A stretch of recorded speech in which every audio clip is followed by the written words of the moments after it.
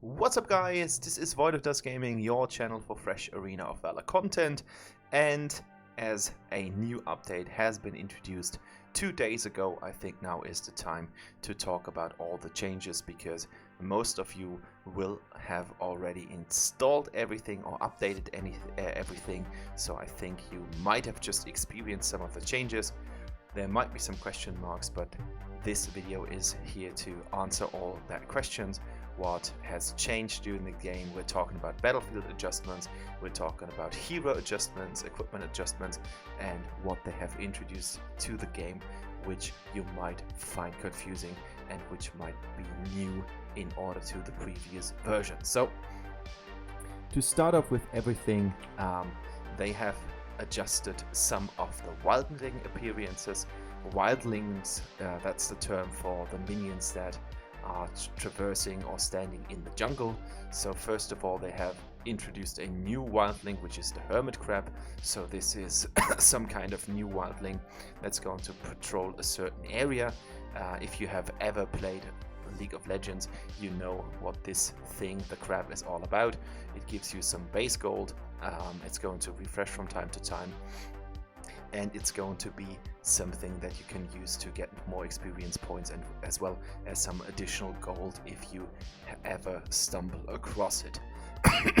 The cruiser hawks, I think that is the spirit bird, has now been replaced with lace wings, same attributes. Tweak the patrol logic of this wildling, so there's some different patrol logic of that. We are going to see how this turns out. I haven't played a game in the new estate, but I'm going to talk about that in that upcoming video. They have adjusted the Slayer gameplay, so now there will be some sort of reminder that there are still Slayer Vanguard waves upcoming, so this is going to give you a better overview that there will be some Vanguards appearing. I think it just makes defending the base a little bit easier. They have introduced a new unit that they call the Ballista. Beforehand you had melee minions and range minions and the cannon minions, and now in the first 4 minutes there will be only melee and ranged minions. That's business as usual, but from the 4th to the 8th minute in the game there will be the Ballista. You will know that the Ballista is now introduced to your game because it says send in the Ballista, and after the 8th minute this is going to change into send in the Cannoneers. So this is kind of like a new unit that you can use to tear down the towers. When we're talking about all those wildling changes and everything that kind of affects the jungler equipment have been adjusted. So the tier 1 item has 10 additional attack damage, which is actually quite nice. The second tier, no matter what item you take, has now 20 additional attack damage, and the attack damage that you gain per stack is reduced from 2 to 1. So you get kind of a kickstart, but you're going to inflict less damage with all the stacks that you get, because with 30 stacks you don't get 60 damage, but you will get 30 damage instead. So it's going to stack up to 50 damage overall, so it has been tweaked a little bit down to 50 instead of 60. The HP jungler weapon now gives a unique passive burn. I think that comes from this heart thing. The HP stack that you gain will be reduced. The second item from the magic jungler weapon is also added with additional ability power, but you will get less from the stack, and same goes for the speed jungler item. Additional attack damage but reduced attack speed. The tier 3 attack item has been removed, the damage boost effect against some heroes, but you will get additional attack damage. And what they have done is that they changed these kind of items here. Increase the attack damage, increase attack speed, reduce attack speed gain per stack. So you will get more from the initial purchase, but the stacking ability is going to be weaker. So you will get more from the start whenever you buy it, but in the later stages of the game you will get less per stack. So that means that stacking becomes a little bit more ineffective, but you will get some instant buff as soon as you buy this item. We're going to see how this kind of changing here in the jungle composition is going to affect the junglers. I think you will see that junglers will be a little bit more efficient whenever they get into the new tier, so from tier 1 to tier 2 and from tier 2 to tier 3. But all in all, we're going to see how this is going to affect the effectiveness of each jungler. They've done the same for the support equipment, so they reduced the cooldown, they increased the stacks and everything, but this is only true for the second level of the support item. The values of the level 3 support item have not been changed, so I think that's actually quite nice. It just means that the tier 2 item is a little bit better in rewards of the cooldown, but the reduced HP, attack damage and ability power provided by those items is something that you might notice, because it's going to affect your effectiveness. That's about that.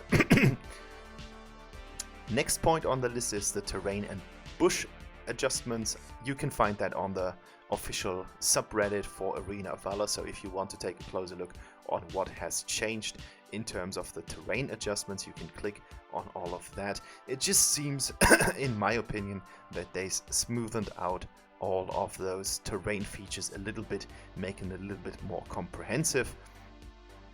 In my opinion, it's actually quite nice, so I don't have anything to complain about that. It just looks a little bit more nicely, so that's my part on that. Next point on the list is adjustments to the healing pack behind the towers. Those are the little flowers. It just means that basically everything has changed to become a little bit better. So you're going to have more mana over time, 20%. So now it's 250 over 5 seconds instead of 106 over 6 seconds. And the sideline healing pack have received the same, but the range or the timer has been extended on the side lanes. So mid lane has increased, but the timing has been tuned down by 1 second.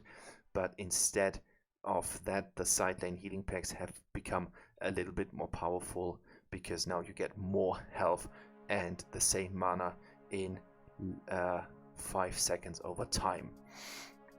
A big change, which I think is a really good one, is that they have adjusted the resurrection time. So, as they state here in this paragraph, what they have done is basically the resurrection time was accordingly to the time that you guys have spent in the game, not considering the level of the heroes that have just died.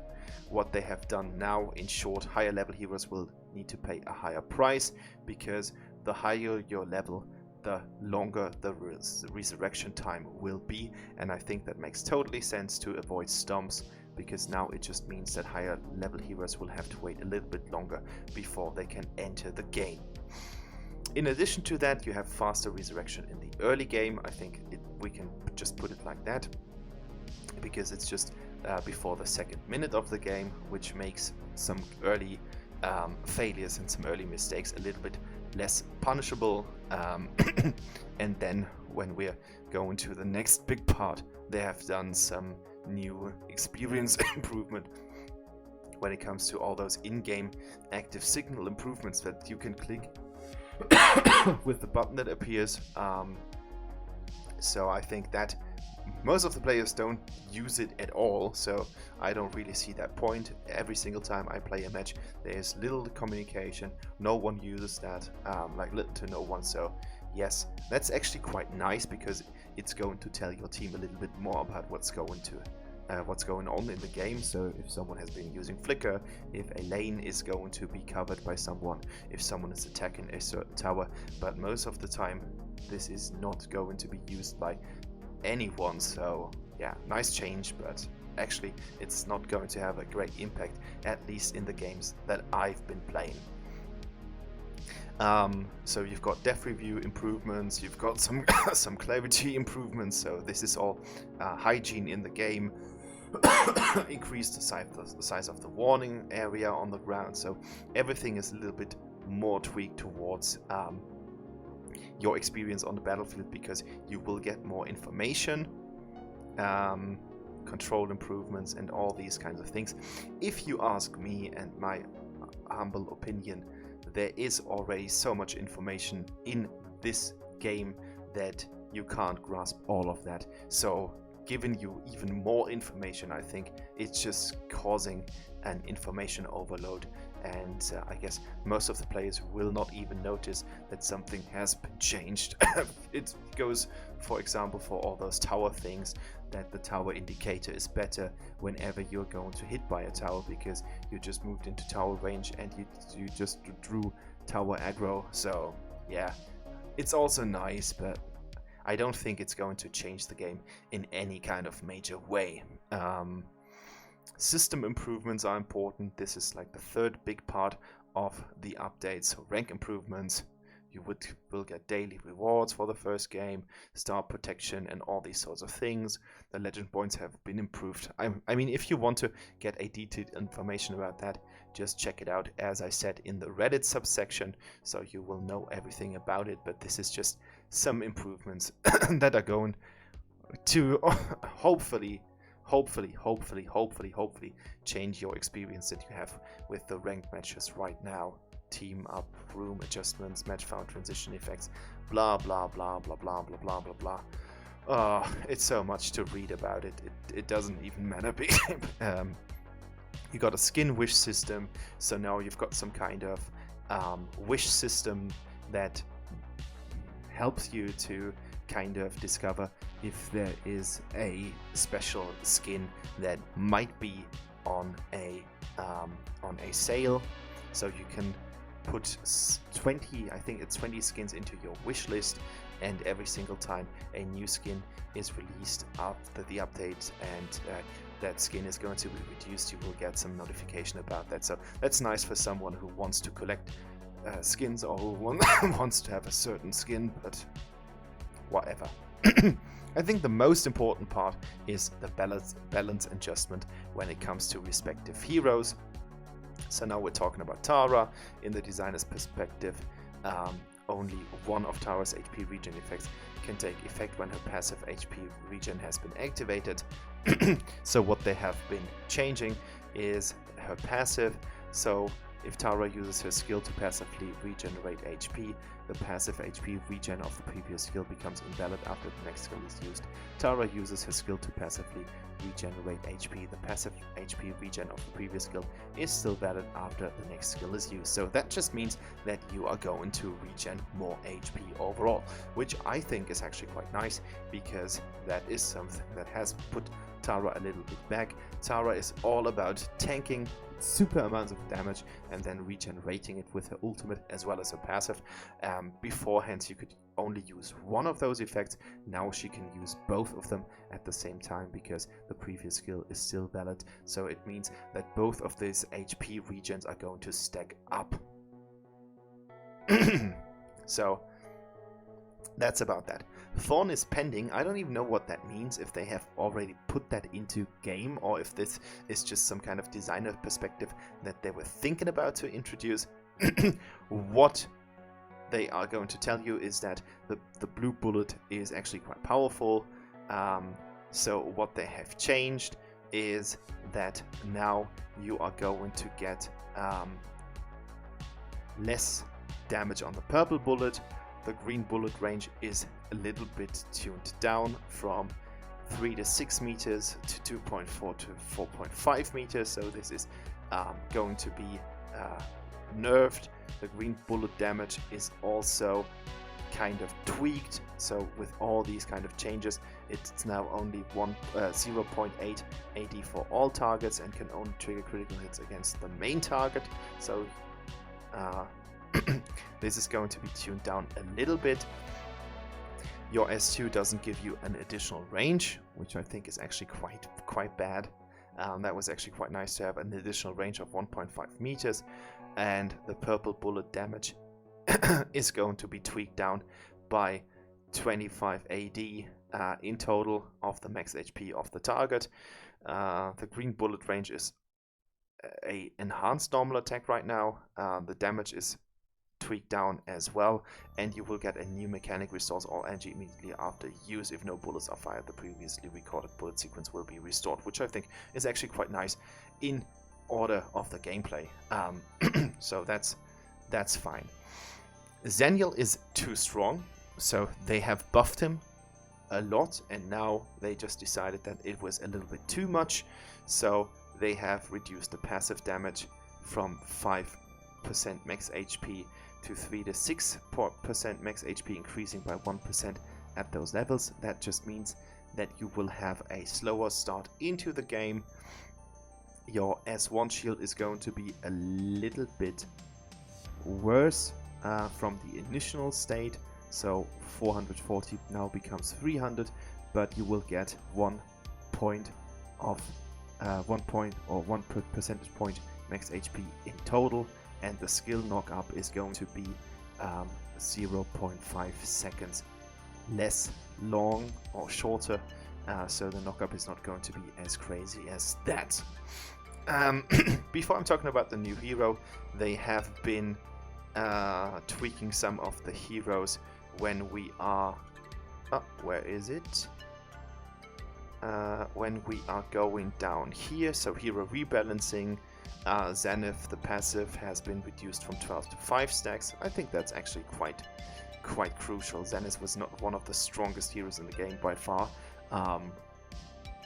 So I think, okay, mana cost is a little bit less, so you're not that dependent on the blue buff anymore, but the passive reduced the attack damage provided by the stack from 12 to 5 is actually a big nerf for him. They changed the lifesteal to 0.3%. I mean, that was actually quite crazy on the lower stages of the game, especially in in my elos, because Zenith was basically full after he attacked with some of the items. So it's a little bit of a nerf in terms of the damage, but a little bit of a buff in terms of the mana cost. Trixie is nerfed. Her total damage on her ultimate now is 20% less. Diochen's skill range is less. Remove the casting time of the skill. So I think that's actually quite nice, that she can move as soon as the skill has been used. Hayate has finally gotten a nerf. The skill 1 is now 20% less true damage. I think that's important, and I think it's just this little number, but I think it's going to change that hero's damage output by a lot. The true damage, that was something that you can count on. Gilda skill 2 now launches 3 projectiles instead of 1. I don't read anything about the damage, so is the damage the same as that 1 projectile? So do 3 projectiles do the same damage, or does every individual projectile now deal the same damage as 1 projectile? Because that would be actually quite crazy. What I really like is that they have increased the range on Crashed. Skill 3 recovers all HP when transforming. I think that's crazy, because Crashed has already become a powerhouse when he is transforming himself into this big shark, sea, whatever monster. You're going to deal additional damage, and every transformation permanently increases the HP with no stack limit. That's crazy. He's going to be a truck of HP just running towards your face. Malok gets a little buff, so now you get a shorter cooldown on your first skill, so you can use the glaive more often. And skill 3 recovers 10% of lost HP when hitting an enemy hero. Wow, that's nice. That's actually a really nice buff on him, because he was actually quite strong in the earlier stages this year, but with the update before that last one, he was tuned down a bit, not being super crazy all over the place, but I think that's actually a really nice buff here. Violet's skill reduced the movement time of rolling from 0.4 to 0.2 seconds. That's actually quite nice, and I don't know what they have done about Liliana. Uniform skill resets the cooldown of her skill 3 upon hitting an enemy hero.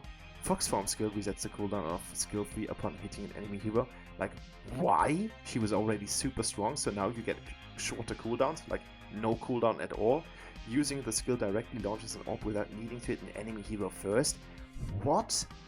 Reduces the maximum time the orb chases after enemies from 9.5 to 7 seconds. Okay, that's okay-ish, but you can use the skill directly after you have hit launch directly without hitting a hero first, and knockbacks hero in front of her when launching the orb. Liliana has been one of the strongest mages in the game in the current state of the meta, and now they are buffing her.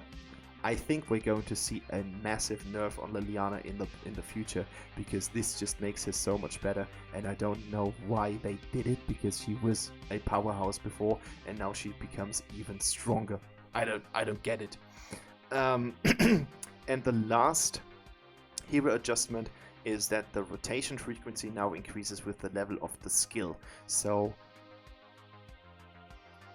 when the skill is upgraded from level 1 to level 5, you will rotate from 0.5 seconds to 0.17 seconds.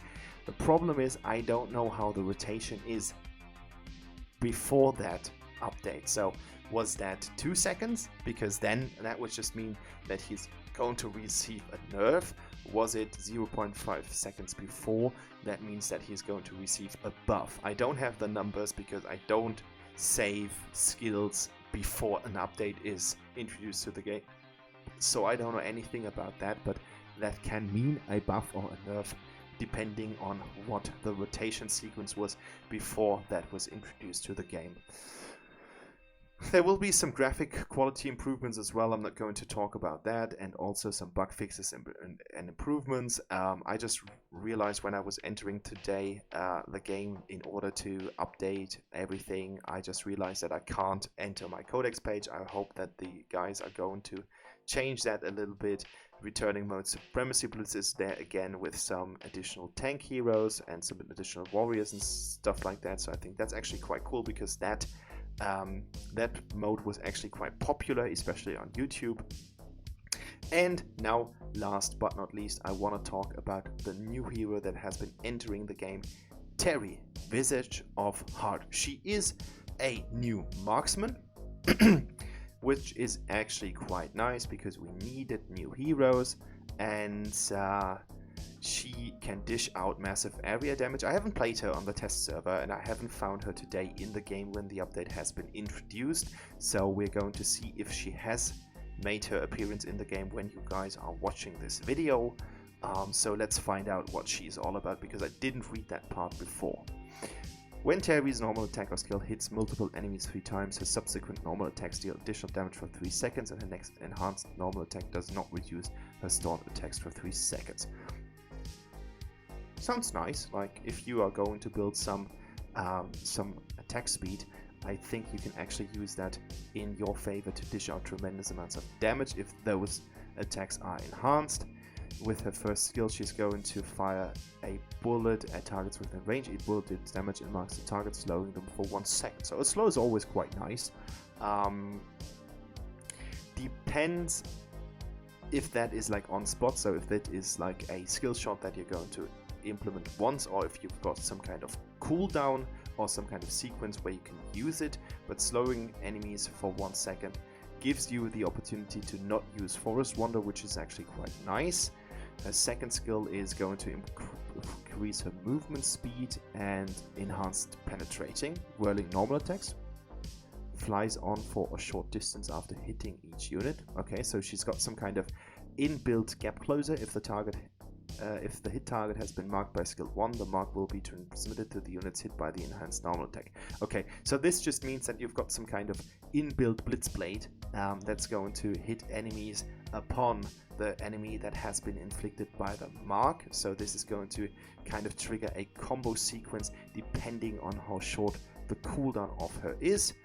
Teeri throws her weapon in the target direction. When it hits a hero, it flies on for a short distance and then returns to the hero, revealing the hit unit visible and dealing damage. When the weapon returns, it will deal additional slash damage based on the number of enemies heroes hit during the first attack. Okay, so this sounds a little bit like the stuff that Zil is throwing. So he is going to throw his 2 dagger items to watch the heroes. Sounds a little bit like that. It's kind of confusing that the hero actually throws his weapon or her weapon into a target direction. Doesn't make sense in terms of actual warfare, but we're going to see how crazy this is, because right now it seems to be okayish, but if those two skills are actually kind of intertwined and you've got a good combo potential with that, that can be quite brutal. I mean, as they already said, massive area damage, that seems to be her that seems to be her thing. So we're going to see how this is going to turn out, but usually they introduce heroes who are quite strong to nerf them back, as most of the MOBAs do. So I'm curious on how this is going to turn out in the end.